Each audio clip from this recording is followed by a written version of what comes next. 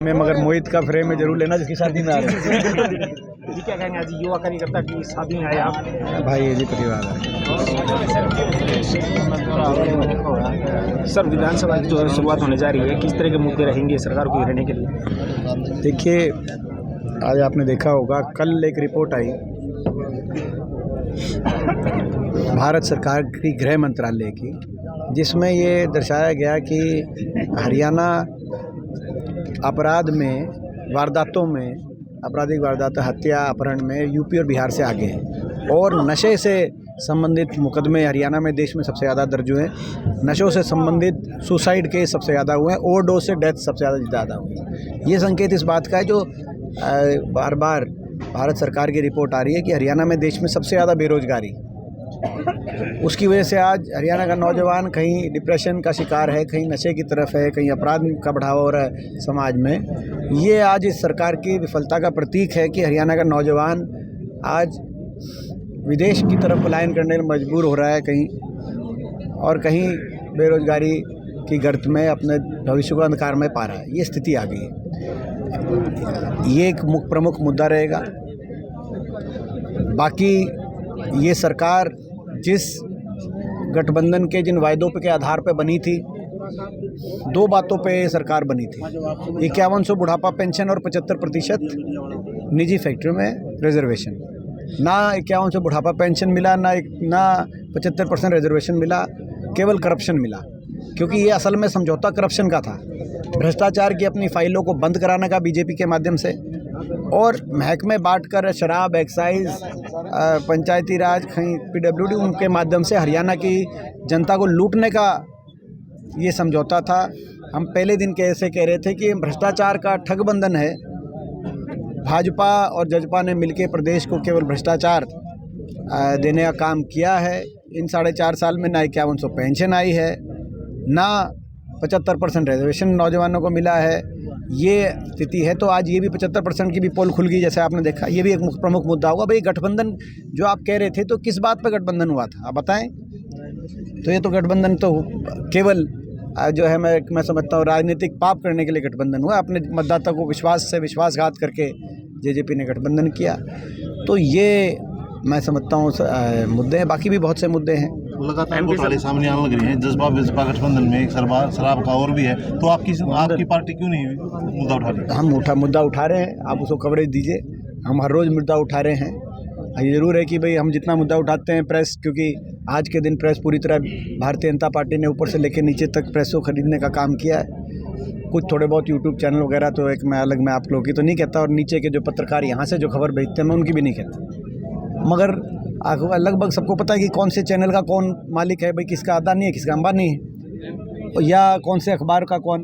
तो ये अपना जो है हर हरियाणा के हर अखबार में हर रोज़ एक पूरी पेज की इश्तिहार हरियाणा सरकार द्वारा दिया जा रहा है। हम समझते हैं मजबूरी कि भाई अखबार वालों को जो है, लेकिन हम प्रजातंत्र में पत्रकार का भी, तो आप जो कह रहे हैं ना मुद्दा हमने उठाया है।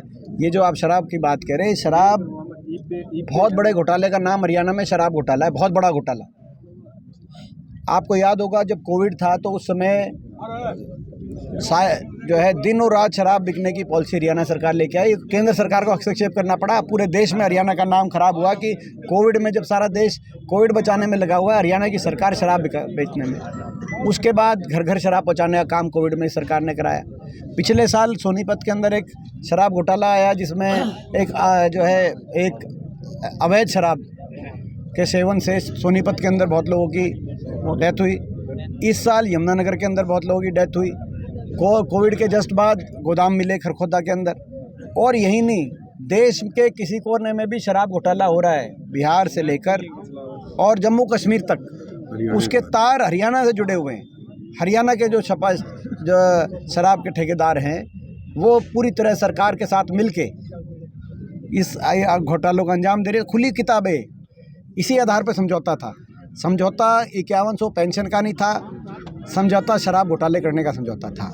समझौता 75% रिजर्वेशन का नहीं था, समझौता करप्शन का समझौता था। ये हम कह रहे हैं, इसको आप कवरेज दी, हम तो उठा रहे हैं हर रोज़। एमपी साहब, जैसा कि आज यहाँ प्रदेश के उप मुख्यमंत्री आए हुए थे, उन्होंने कहा कि NH 352 जो है हमने बनवाया।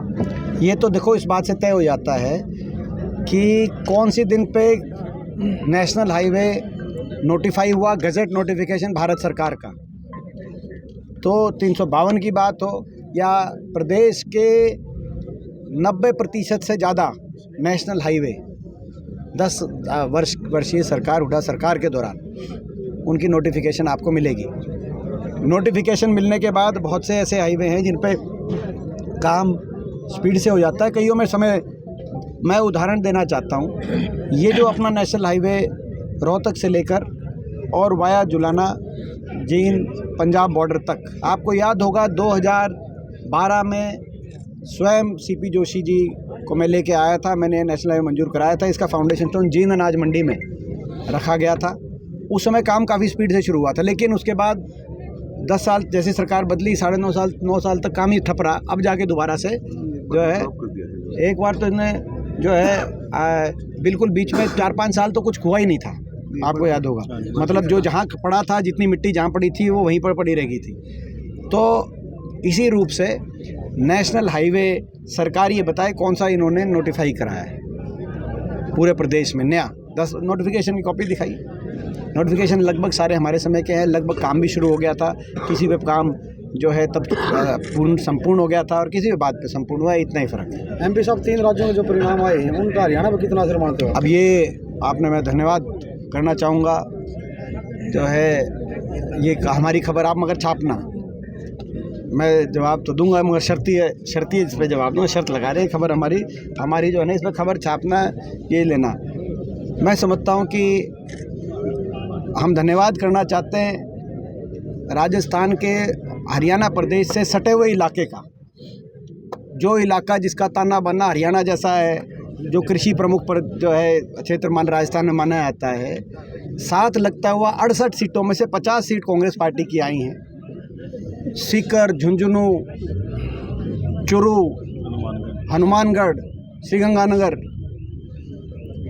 यहाँ तक कि अलवर और मेवात, जो अलवर के साथ लगता इलाका है, ये पूरा क्षेत्र जयपुर तक, हरियाणा से लेकर जयपुर तक, ये जो 68 सीटें हैं हरियाणा के साथ सटी हुई सीटें, इन 68 सीटों में से 50 आज तक राजस्थान के इतिहास में किसी भी एक पार्टी की अगर आई तो कांग्रेस पार्टी की इस चुनाव में आई।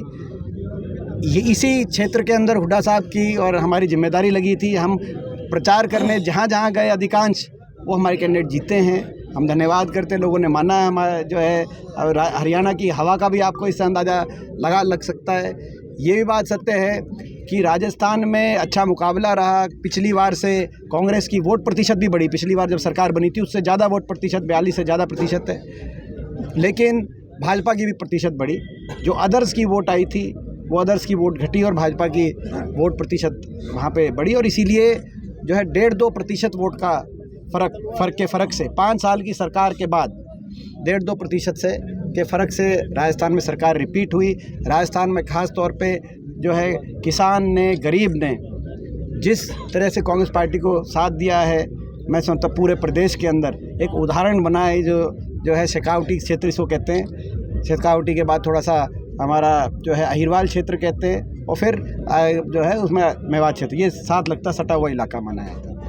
इसी के साथ इसी तर्ज पे हम ये भी कहना चाहते हैं कि मध्य प्रदेश, छत्तीसगढ़, राजस्थान, तीनों जगह कांग्रेस का वोट शेयर उतना ही रहा है मगर बीजेपी का बढ़ा। कांग्रेस का वोट शेयर कम नहीं हुआ। जब पिछली बार हमारी सरकारें बनी थी तो सरकार बनने के बाद 5 साल सरकार चलाने के बाद उतना वोट शेयर मेंटेन रखना का काम कांग्रेस पार्टी ने किया है। और तेलंगाना के अंदर जहां कांग्रेस तीसरे नंबर पर चली गई थी, भाजपा दूसरे नंबर पर थी और जो है कांग्रेस हाशिए पे पहुंच गई थी, वहाँ तेलंगाना में एक प्रचंड बहुमत के साथ जो है वहाँ पे कांग्रेस पार्टी की सरकार बनी है। हम बधाई देते हैं तेलंगाना के लोगों को और रेवंत रेड्डी जो वहाँ से हमारे साथी हैं।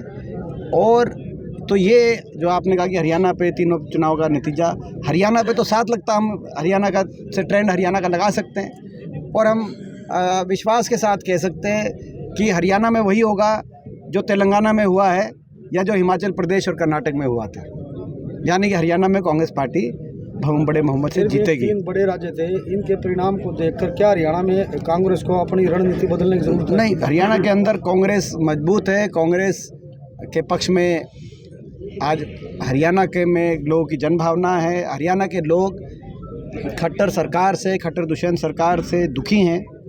हर वर्ग त्रस्त है, बदलाव चाहते हैं। हुड्डा साहब के नेतृत्व में, उदय भान जी की अध्यक्षता में हरियाणा में कांग्रेस पार्टी की सरकार लोग बनाना चाहते हैं। पिछली बार भी बहुत थोड़े से अंतर से, मात्र 3900 वोटों के अंतर से पूरे प्रदेश में भाजपा को ज़्यादा जो है सीटें मिली थी।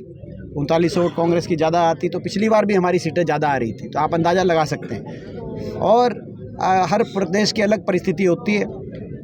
पिछली बार इन तीनों प्रदेशों में हम जीते थे, उसका अर्थ ये नहीं था कि हरियाणा में भी उसी तरह के परिणाम रहे। हर साइकिल होता है। पिछली बार जो है हिमाचल में भाजपा की सरकार बनी थी, तो इस बार जो है हिमाचल में कांग्रेस सरकार बनी है। तो हमारा तो हम ये कह सकते हैं कि ट्रेंड अगर देखा जाए तो हिमाचल में पिछली बार भाजपा की सरकार बनी, फिर हरियाणा में भी भाजपा की बन गई, मगर इस बार हिमाचल में कांग्रेस पार्टी की सरकार बनी है। तो मगर अलग अलग स्टेटों की अलग अलग परिस्थितियाँ होती हैं। हमें ये विश्वास है, लोगों की जन भावना के आधार पर हम कह सकते हैं, हरियाणा में जो हिमाचल में, कर्नाटक में और तेलंगाना में देखने को मिला, वही नतीजा हरियाणा में देखने को मिलेगा। तेलंगाना तो एक झांकी है, पूरी पिक्चर हरियाणा में दिखाना बाकी है।